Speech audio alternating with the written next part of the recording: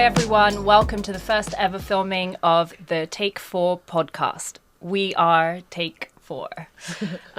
This is a podcast where 4 friends from very diverse backgrounds who all live in London come together and have really honest, open, real, relevant conversations about many different subject matters, and we would love to invite you to be a part of these conversations with us, almost as though you were sat at this table with us. And through our laughter, our jokes, our sad moments, things that we struggled with, we just hope that you can relate to some of that, and I hope that you can feel that you have a voice with us, and really just have an avenue whereby you can explore some of these conversations, as I said before, so you were sat at this table with us. So actually, I'd like you to imagine this as a very bad first date. I say that because we're going to do all the talking, and then I'm going to bring along 3 of my best friends with me, and they're also going to do all the talking about themselves. But the good thing is that we do pay the bill at the end, and we will give you some very good content, honesty. Most importantly, our honesty. Yes. So without further ado, I will ask Varja to introduce herself and tell us all about who you are, and tell us. Hi, guys. Hi.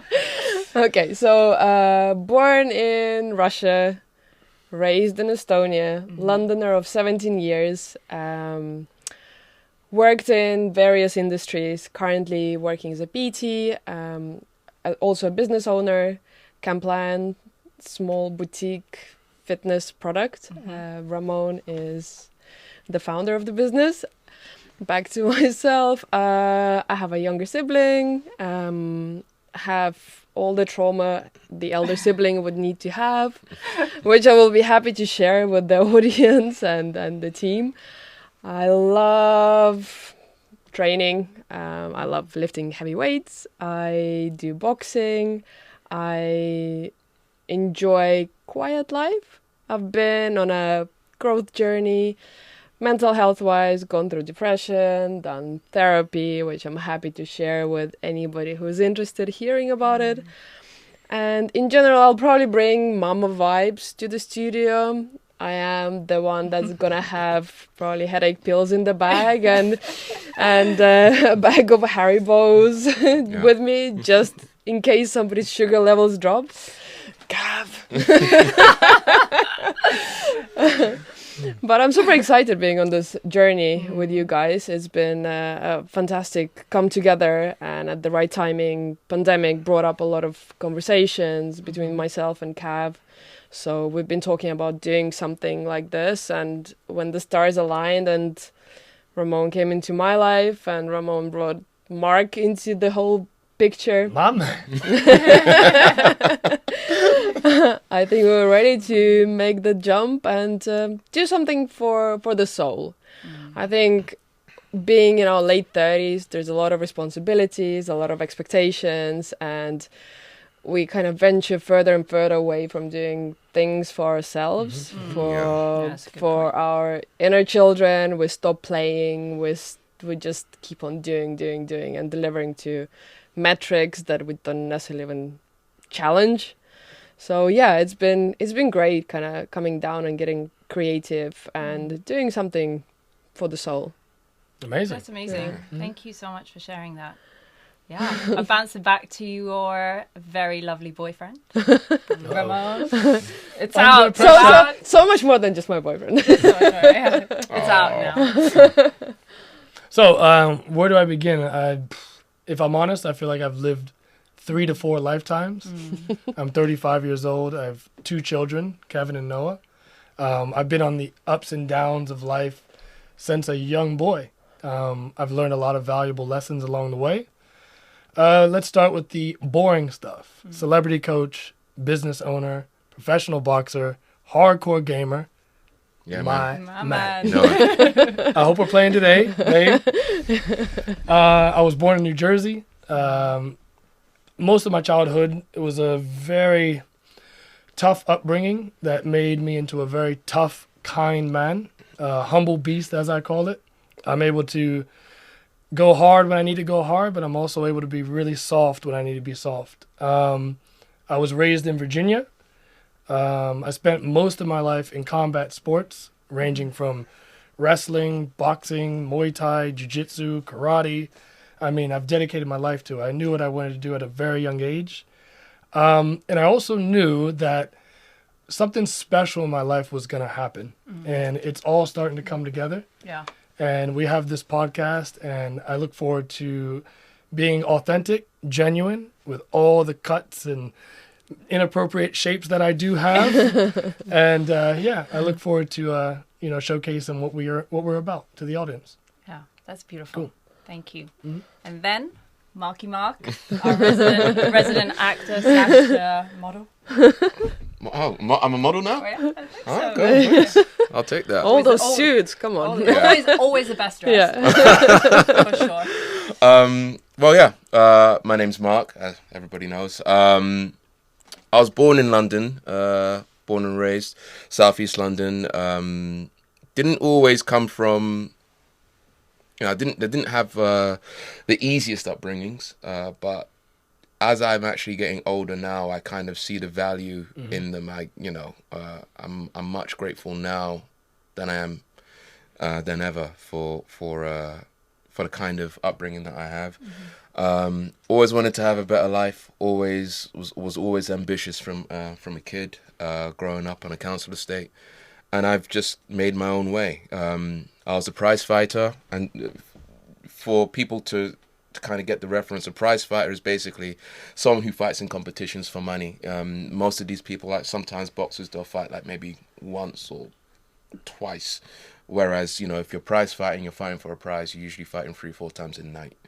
So that's kind of what I was doing in my teens. My dad was a boxer. He taught me how to box. I got into kickboxing in my teens, got into karate in my teens as well, then did mixed martial arts. Then decided to get into acting, and have been in acting since 2011. I started in stage trained originally, and then I started moving more into, I did the RSC, did the West End twice. Oh, wow. And after that, I just decided to get into voiceover and TV, and that's kind of where I'm at now. That's kind of where I feel comfortable, and that's kind of where the money is, hence the suits. So, that's kind of what I'm doing. And I'm back to this podcast and how it all came about. The whole stars aligning thing is a real thing, because I was in this very studio 2 weeks before Ramon. I remember you telling me that too. Yeah, 2 weeks before Ramon broached the idea of actually having a podcast. I was like, yo, bro, I got the perfect place. Literally. We're like mid-Call of Duty. Yeah, literally. I was like, bro, I got this. So, the podcast is actually quite a great thing. And it's great to still have something creative that is also separate from the arts. It's a great thing. For me, it's given me kind of more Rejuvenation. Yeah. That's the word. That's the ticket. That's it. Yeah. What you said. It's given me more of that in a way I didn't really expect. I've kind of really liked taking responsibility and stuff, and stepping into that role and just, handling stuff. So Lovely. yeah. But also, like, a fun fact about the boys is, like, they're both dyslexic, so we will have to help out with the with Bro, words. it's tough. Oh my God, It's yes, tough. Jesus. I swear, like, sometimes the eyes just be crossing. I can't get it. Like, you need to actually say it to me. Yeah, for real. The number of times I've asked him, like, to clarify his messages, because I'm like, I'm pretty sure it's like the word. There's a word missing. Yeah. There's at least 2 words It's real. missing. It's real. It's real. Like, there's no punctuation in any of my It's sentences. just a I don't one-off even. sentence. I don't even know how my agents understand me. Yeah. I don't. You're It's like- just very good at what There's you a special kid talking again. There we go.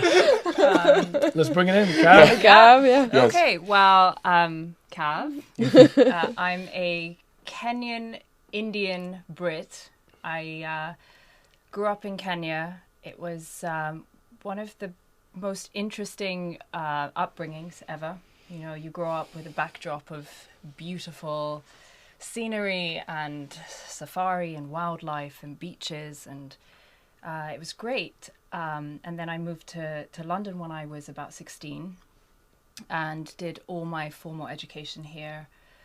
I was always, coming from an Indian family, I think education and career and image is something that is really big and something that I've really struggled with. Struggle with in the sense that I always feel like I've got to outshine and outperform and be the best at everything because somehow it brings some honor to my family. In some ways it's good because it drove my career. I'm a qualified lawyer, barrister, criminal barrister. But very quickly in my career, I realized that I was really not a lawyer. I didn't want to be a lawyer. So I moved into finance again, just to sort of, look, I'm a COO of a company. I really enjoy, doing organizational stuff. It sort of panders to my, bit like what you said, I do have that mother hen in me. But actually, really, if I think about it, I probably wanted to be an actress and something more in the Mark's looking at me like, oh, yeah, I can hook you up. I know someone, yeah. No, but I always sort of satisfied that creative prowess in me by doing the odd modeling job here or there and that side of things. So, and I guess in a weird way, being a Gemini, it kind of plays to, I can have these two very distinct, two very distinct, very professional and then very creative person inside me. But in terms of my journey, I'm a Christian. Very early on, my family converted to Christianity. So that again sort of created a little bit of a uniqueness in my upbringing. So I never really felt like I quite fit in nowhere. Never really felt quite anything enough. And so it's only until I moved to London that I slowly started feeling more of who I am, comfortable in my own existence. And so it's been an interesting journey. I spent the last 9 months out in Kenya. That was interesting. That was painful for me. Sorry. Yeah. We'll get to that later. Yeah, we will get to that later. Yes, it was painful, but beautiful, and but also I learned a lot about myself. And then again, we talk about stars aligning. Yeah. I came back. I was just in a very tough place. The last year of my life has been the most incredible in the sense that I have learned the most about myself. I have been the most out of my comfort zone. I have had the most level of self-awareness that I've ever had in my life. But it's been painful because I haven't liked what I've discovered sometimes. And also realized how much I need to work on. Yeah, growth is painful. It is. Yeah. It is. The process is very painful. Pains. And I will share those with you. This is what I want to do. Yeah. Also as a part of us being accountable for our growth. And so, realized that I'm, a people pleaser. I'm a codependent. I very rarely turn up as my authentic self because I'm always trying to show people the best version of me because I'm too scared of being rejected. So this is something, I'm on this journey. I want part of this podcast to be a bit of that journey. Of course. Too. Yeah, absolutely. And it takes a lot of courage to show that as well. Yeah. Thank you. It does. Thank and you. that we welcome that here for sure. There's a lot of stories that I have that are near and dear to me, and I will share it to the world as well. Yeah. It's amazing. No, so that's me in a nutshell. But I think the premise of this is that as our podcasts go on, we'll get to know more and more about each other. Correct. More about different aspects of our lives. I would love to hear more about your boxing and fitness and all of that. How I got to England. How you got to England. Of course. And all the rest of it. But yeah, I think this is sort of a great start for us, just to introduce ourselves. 100%. Yeah. So in terms of I think we all have aspirations for this podcast. And if everybody had to say one thing, what are they looking to achieve with this project? And where do they want us to go? Ramon, would you like to kind of... Easy. I can take that off right now. So as a kid, I had this dream, a vision that I wanted to be an icon. And this is why I chose boxing. Because I was like, yo, they make mad money. You see Muhammad Ali? He's talking to everybody around the world. I was like, I need to become an icon. Not for the money, but for the ability to change the world. And I failed on that journey. But it's ironic how life tends to come around in circles, you know? And now I'm here with the podcast where it's almost like you can't get away from your destiny, you know? I can't. I literally cannot. And it calls me. And I'm here. I answered the call. So my goal is, most of my life, I felt inadequate. I felt very timid, shy, scared, worried, angry, resentful. And eventually, as I got older, I learned to channel that to a positive thing. You know, now it's strength, resiliency, things of that nature. What my goal is to find that boy, girl, woman, man, grandma, whoever, that is scared, timid, afraid, and be that voice of strength that you can actually come to the other end. And believe me, if you join me on the other side, it's a beautiful place. I have no anxiety. I have no stress. And believe me when I tell you, I know what real stress feels like. I know what real fear feels like. And I'm on the other side. I love that. That's what I want to give to the world. That's so powerful. Yeah, that's me. Gav, your turn. I think really it's... I've struggled with being an empath in my life because I felt things so deeply. And sometimes I felt like that was a curse. Yes. Because I mean, I could be in tears over that grandma that didn't make the bus. You know? Oh, wow. It gets pretty bad. That's Or, quite... It's a real thing, though. It's a thing. And or I walk into a room and I see someone who's uncomfortable in that quite situation. detached, because I'd be like, I'm sure she had a good life at some point. who knows? Sorry. You're just evil. That's evil. Or just walk into a room and realize that if I see someone who's struggling or who's shy, I feel like my attention sort of veers towards trying to fix that situation for them. And often it's meant that I've not really been able to I don't know, like focus on myself or honor your needs. Honor my needs. Yeah. I can relate, trust me. Yeah. I can relate. So a part of this for me is, one, being able to talk about that.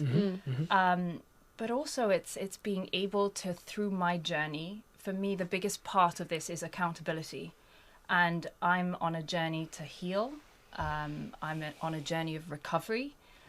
Not only do I want to share that with the world, because I think a lot of us are, and I want to encourage people, but I also want that accountability in the sense that I want to turn up here, constantly having done work on myself. And actually there's beauty in vulnerability. There is. There is beauty in just this podcast. We sit here, we lay ourselves bare. Maybe there are consequences. There's always consequences. I got a mean left hook, so you can bring the consequence. It's coming right on back your way. I love that. So for me, it's really being a voice that gives other people a voice to really be themselves. Yes. That's why I'm kind of here. Amazing. Mark, where we at, buddy? I want cash, bro. No, you know what? You guys are being so noble. We gotta bring it right down. Before we get to Mark, let me tell you a real story. So we play Call of Duty, right? Yeah. And while we're playing this game, you obviously get like money and stuff like that, right? Yeah. And me and him are so selfless. Like I'll have like $30,000 in my bag, Literally. and I'm like, Mark, you need that back? Here you go. Yeah. So honestly. he's definitely not about the money, but he's about the money. No. I actually want to use this platform as kind of a way to kind of show a different side to me, or I guess more of a side to me, because like more of you, I guess. Yeah, because I kind of feel like I'm very, very good, because I've had to be, at just putting little parts of my personality into a box and displaying that. So I could be like Mark the businessman, Mark the suit, Mark corporate, Mark the actor, Mark the voiceover actor, Mark the fighter, Correct. Mark the corporate fighter, Mark the manager. Mark the alien. Like literally, like Mark the biceps. I literally have to cut myself up into like multiple pieces and like display them to the world, and like also play that game of having to know just who exactly am I dealing with, Mirroring the person. so I can just be like, oh yeah, that'll do. And I think the world can actually, Yeah. we all can understand and relate to that. I think everybody here can say that. But yeah, I do that 100%, and I kind of feel like this podcast, I think the real kind of aim for me actually, besides the money, guys, that's on the list. No, I'm joking. But besides that, I think the main thing is trying to kind of appeal to people who are in my situation, are trying to get out of my situation. Because for a long time I didn't really think, you know, it was kind of interesting what you were saying about like success and being the best. I never really felt like I had as much information to give to people until I started like coaching and mentoring like young actors, like specifically like young black actors. You know, during the whole 2020 situation, I literally got one kid into drama school. Got him 2 offers. I remember you telling me about that. I got as him well. 2 offers. I got him 2 offers. And again, like 2 years ago, I don't really think I'd be able to say that I'd have that information. But then going back, I'd been in the business since 2011, just doing acting. Hadn't done anything else. Hadn't picked up a pair of gloves. Hadn't competed in years. So the whole process of doing that and coaching someone through that really kind of changed my outlook. And I still mentor him. I've mentored. He's in his final year now. Yeah. And I've still like mentored him and coached him through like pretty much every part of the stage of drama school. So he leaves with, you know, much less PTSD than I did. But like you know, it was just trying to make sure that I can do better for those coming up. And yeah, when I realized that I had that to give, it kind of made me feel like, well, okay, how can I still do this and keep what I've got going on. So the podcast is like I think, technically a mentorship on a larger scale. 100%, because I do get a lot of people asking questions, more voiceovers, not even acting as much, but I do sometimes wonder, because this kid literally just messaged me randomly on Instagram. And you just took him under your wing. Yeah, literally. Isn't that so rewarding though? Like I've trained over 500 students. I'm 35 years old. And I can tell you, like I had one of my students, Mulan. Yeah. She recently competed. And when she won, we were at her dinner. Yeah. I literally told her, I'm like, it felt like I just won a fight. Yeah. I felt so rewarded by helping this person. It's the best feeling in the world. I love it. This guy got into more drama schools than I did. I only had one offer from one drama school. I got this guy 2. Because of your mentorship. Yeah. It's like, Hey. that's good, bro. I was like, pat myself on the back. I didn't know I had it in me. That's amazing, Mark. That's amazing. Honestly, genuinely. Yeah, it's actually really more for that. Yeah. Okay. So yeah. Varja? Yeah, I think over the last couple of years, I think especially coming out of the pandemic, when things were slower and people had more time to have meaningful conversations, I did discover that I did have things to share that seemed to have benefited certain people. Sometimes there were Amen to that. I vouch for that. it's either like people that I already knew or complete strangers that you end up having a conversation with, and they walk away with a slightly changed mindset or a different perspective. And don't get me wrong, it's like it's nice to receive like advice from celebrities and people that have maybe a lot of means and they're at a different stage in their life, but sometimes advice that comes from mere mortals can be that much more meaningful and impactful. So I would like us to present as those mere mortals that do have life experiences and some wisdom to share, and we're also like pushing towards, you know, our 40s, so we do have something to say. I still got 5 years. She better slow down. So we do have things to share, and I always call myself as the behind the scenes person. So being in the scene is a different type of challenge for me. And yeah, it's a good opportunity for me to do something difficult and see where it takes me. Yeah. Kick in the door, wave in the 4-4. All you heard was Papa, don't hit me no more. Take us out, Mark. I wanted to do that on every outro. Every outro is just got to do that. Get that coin. Good. And that concludes our first episode for Take 4. Please join, like, comment, and subscribe. And join us for next week. We will be discussing the 3 things we wish we knew earlier. What you could also do is drop a comment in below and tell us some of the things that you wish you knew before. Don't forget to follow our socials. It will be T4 Podcast for YouTube and the Take 4 Podcast on Instagram. Bring it in. On 3, take 4. 1, 2, 3, take 4! Lovely. Oh my God. It's a cut. It's a cut.